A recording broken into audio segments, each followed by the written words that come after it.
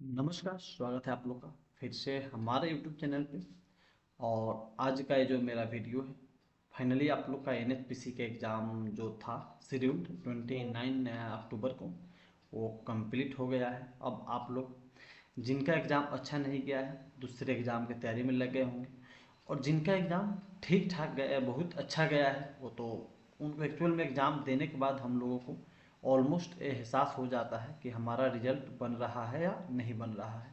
और ये चीज़ें और क्लियर तब हो जाती है जब हमारा रिस्पॉन्स की आ जाता है।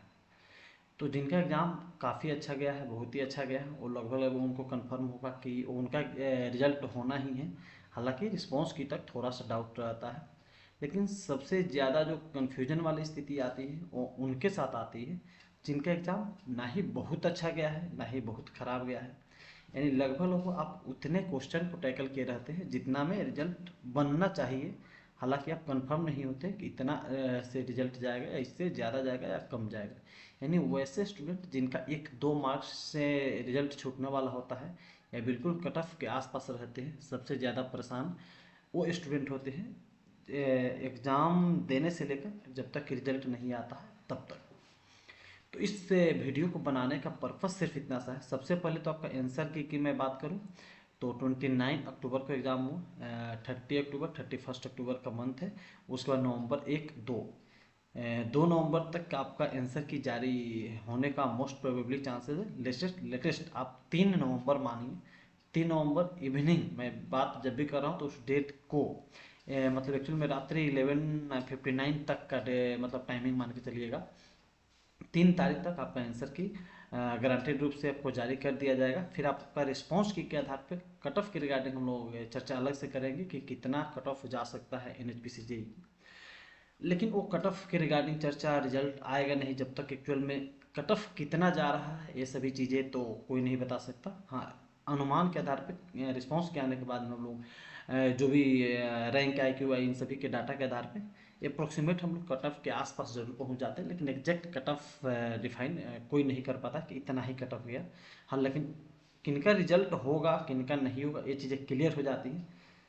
उन्हीं लोगों को दिक्कत होती है जो उनका, जैसा कि मैंने बताया, जो 1-2 नंबर से होने वाले रहते हैं या 1-2 नंबर से छटने वाले रहते हैं। तो इस वीडियो को बनाने का पर्पस यही कि अभी आप आंसर की 3 से 4 दिन बाद आएगा, तो 3-4 दिन वेट नहीं करना है कि आंसर की मिला लेते हैं तब दूसरे एग्जाम की तैयारी करेंगे। आप इस एग्जाम को, एक एग्जाम जैसे ही कंप्लीट हुआ, दूसरे जिस भी एग्जाम का आप फॉर्म डाले हुए उसके एग्जाम के प्रिपरेशन में लग जाइए। एक्चुअल में आंसर की आने के बाद भी, एक्चुअल में रिजल्ट आने के बाद भी आप जब तक ज्वाइनिंग नहीं कर लेते हैं किसी भी एग्जाम की, तब तक आपको स्टडी करते रहना चाहिए।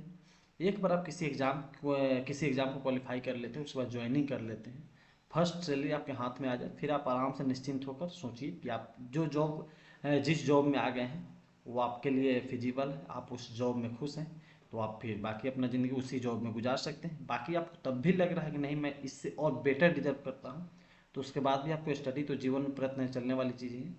लेकिन वही बात है, आपको कहाँ पर रुकना है ये चीज़ें आपको सोचना है। लेकिन जब तक कोई भी एग्ज़ाम आपके झोली में नहीं आता है, आपके पास किसी भी एग्ज़ाम का रिजल्ट नहीं आया रहता है, तब तक उम्मीद के बदौलत कि इस एग्ज़ाम में मेरा रिजल्ट हो सकता है, आपको रुकना नहीं चाहिए। ये मेरे तरफ से सजेशन है। बाकी इसके आगे मेरे तरफ से आपको क्या मिलेगा, तो पिछली बार मैंने बहुत सारे प्रॉमिस किए थे, उसमें से बहुत कम ही प्रॉमिस था जो मैं पूरा कर पाया था। एक्चुअल बात तो ये है, क्योंकि मैं सिर्फ एनएचपीसी को ही ट्रैक करने लगा था, बाकी एग्ज़ाम को मैं बीच बीच में थोड़ा सा लाइव सेशन में चर्चा तो करता था, लेकिन उस एग्ज़ाम के रिगार्डिंग ना ही मैंने स्ट्रेटजी बनाया था ना ही आप लोग से चर्चा किया था सिलेबस के रिगार्डिंग बहुत ज़्यादा। क्योंकि हमारे कुछ दोस्त थे कमेंट ही लिखे कि सर IOCL का आपने बोला था लेकिन मैंने किया नहीं था, इसके लिए एक्सट्रीमली सॉरी। रियली मैंने मतलब कोशिश किया था लेकिन वो चीज़ें नहीं कर पाई थी। और इसी के साथ मैं यहाँ पे भी अपने तरफ से मैं क्या कर सकता हूँ आगे आप लोग के लिए, इस बात का भी चर्चा मुझे लगा कर लेनी चाहिए आपसे। तो आगे मैंने क्या सोचा है कि RRB जेई जो वैकेंसी है, एक्चुअल में आपका शायद 1 नवंबर से अप्लाई जो हो रहा है, उस फॉर्म को मैं भी फिलअप करने वाला हूँ।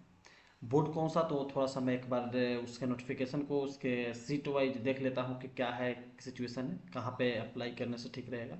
और मैं भी आप लोगों के साथ मिलकर ही स्टडी करने वाला हूँ। एक्चुअल में एज फॉर्म मैं फिलअप मैं सिर्फ इस पर्पज़ से कर रहा हूँ कि अगर एग्ज़ाम निकल जाता है, बोले तो आप लोग के साथ मिलकर मैंने भी 2 साल से लगभग स्टडी छोड़ दी है, और मैं जॉब करते हुए कितने आवर पढ़ रहा हूँ, कौन सा सब्जेक्ट पढ़ रहा हूँ, कौन सा सब्जेक्ट कहाँ से पढ़ रहा हूँ, और आप लोग के मिलकर आप लोगों के साथ पढ़ते हुए मैं इस एग्ज़ाम को क्वालिफाई कर पा रहा हूँ कि नहीं।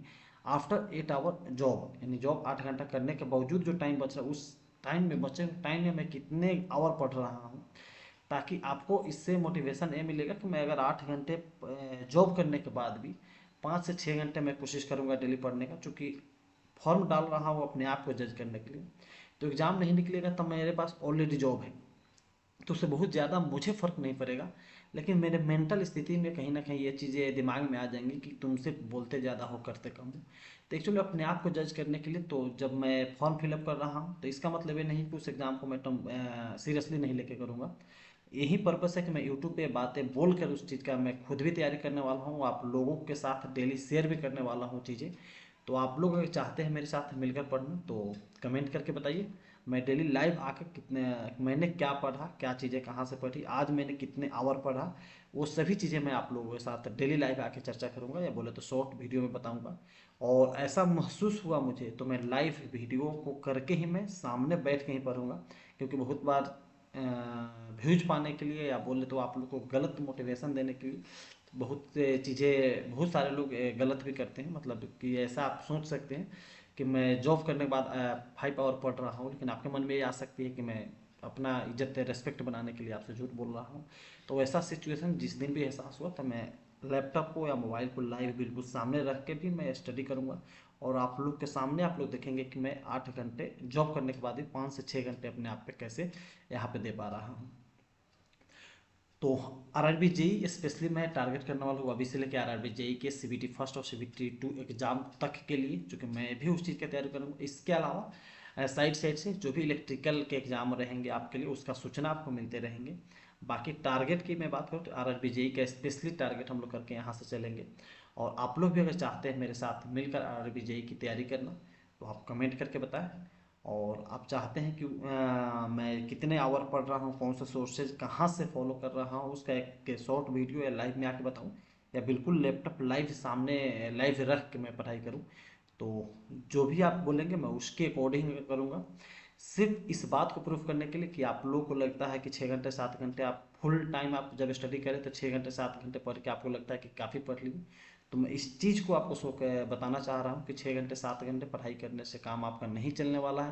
कंपटीशन लेवल काफ़ी बढ़ गया है, और इस बार आरआरबी की जो संख्या है 2579 करके 69 आई थिंक है, तो जो पिछले बार जो 8,000 के आसपास थे उससे काफ़ी कम है, और तो कंपटीशन आप सोच सकते हैं कि कंपटीशन काफ़ी ज़्यादा रहने वाला है। तो इसी के साथ इस वीडियो को हम लोग यहीं पे समाप्त करेंगे, और बाकी आप अपना कमेंट के द्वारा जरूर से जरूर मत बताइए, ताकि मैं आगे आप लोग के लिए क्या कर सकता हूँ उसके बारे में विचार किया जाए। ठीक है, तो इस वीडियो को इतना ही, मिलते हैं नेक्स्ट डे किसी नए वीडियो के साथ। और एक्चुअल में आरआरबी जेई की तैयारी की मैं बात जो कर रहा था, अभी अभी मैं छठ पूजा के जो छुट्टी पे गया था वहाँ से मैं आज ही घर से मतलब वापस आया, और आज मेरी ड्यूटी भी थी। तो फाइनली आने के बाद रूम वगैरह साफ़ सफाई 5-6 दिन छुट्टी से आने के बाद तो करना ही होता है, बाकी चीज़ें अरेंजमेंट करने में समय लग जाती हैं। तो मैं आरआरबी जेई की मैं जो स्टडी की बात कर रहा हूँ प्रॉपर, मैं कल से ही उसके स्टडी करना स्टार्ट कर रहा हूँ, कल से ही उस एग्ज़ाम का एक प्रिपरेशन स्टार्ट कर रहा हूँ अपने बेस पे। तो ठीक है, बाकी कल शेयर करता हूँ मैं कि मैंने कल क्या पढ़ा, कौन से सब्जेक्ट से स्टार्ट किया, कौन से सोर्सेज कहाँ से फॉलो किया, और इसी के साथ इस वीडियो को यहीं पे समाप्त करते हैं। Thank you.